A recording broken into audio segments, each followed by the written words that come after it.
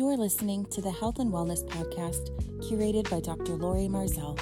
Dr. Marzell is a primary care physician and a certified menopause practitioner that combines the wisdom of natural medicine with modern medicine to help maintain optimal health. She has a special focus in food allergies and bioidentical hormone replacement. Thank you so much for being here. Enjoy the show. Hi, this is Dr. Marzell.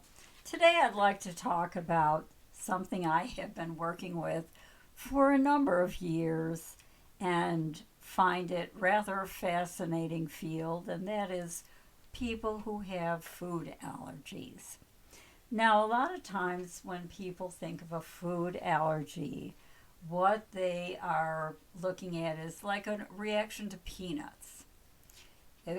Most people know that if you have an allergy to peanuts, that it could be a severe life-threatening reaction, that people swell and they could die if they do not, and this is why people with severe food allergy reactions carry EpiPens or Epi-nasal sprays and things like that.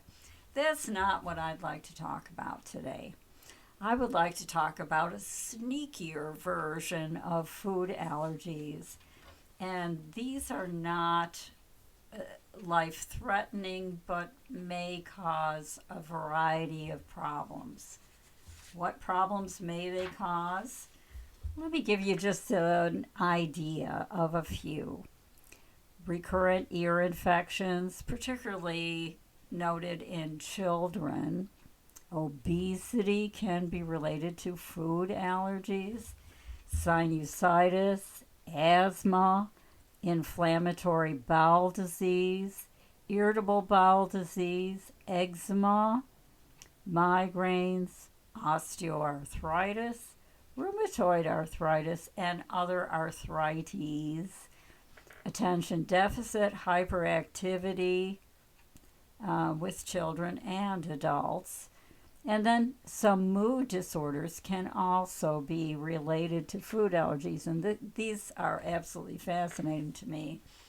But it can be involved in anxiety episodes, depression, and episodes of anger. Well, how do we get food allergies? Food allergies are an immune response to a food. Rather than the body looking at food as a nourishing substance, the immune system tags it as a foreign invading organism, and it starts a war against it. There are two ways that the body can fight against a food allergen. One is it can, quote, dilute the poison. So this results in swelling. People with food allergies are oftentimes chronically swollen. How can you tell? Well, one of the ways you can tell is a simple little test you can do by curling up your fingers and seeing if they touch the palm of your hand. If they don't quite touch because your fingers are so swollen, that could be a food allergy reaction.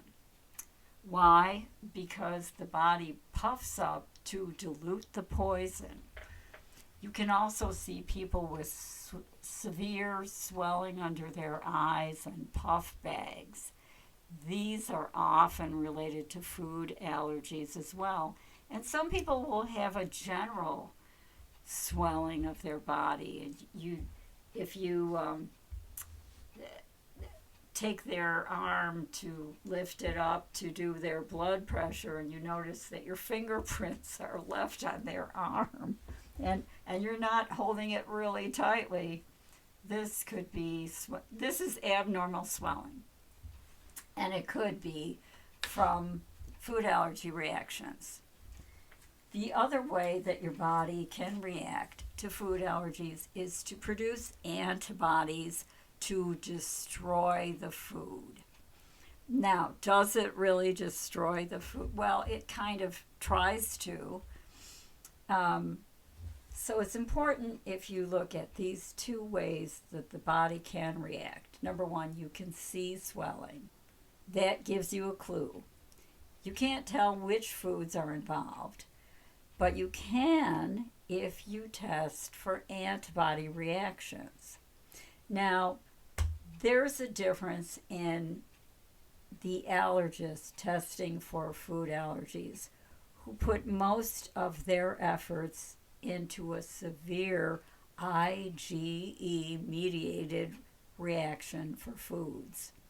This is understandable because it's severe. You want to identify it and you want to save the patient's life by making sure that that is taken care of. However, it doesn't really represent the initial immune response in the gut, that there's other antibodies that are used there.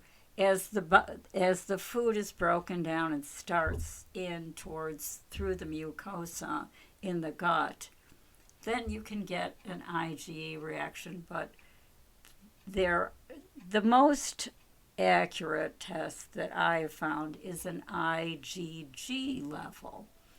And if your IgG level of antibodies is high when you are tested for different foods, that indicates that your body doesn't care for those foods you're eating and it's going to revolt.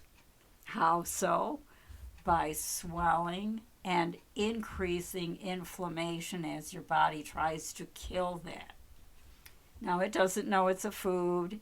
It just knows it's a protein molecule that it finds offensive.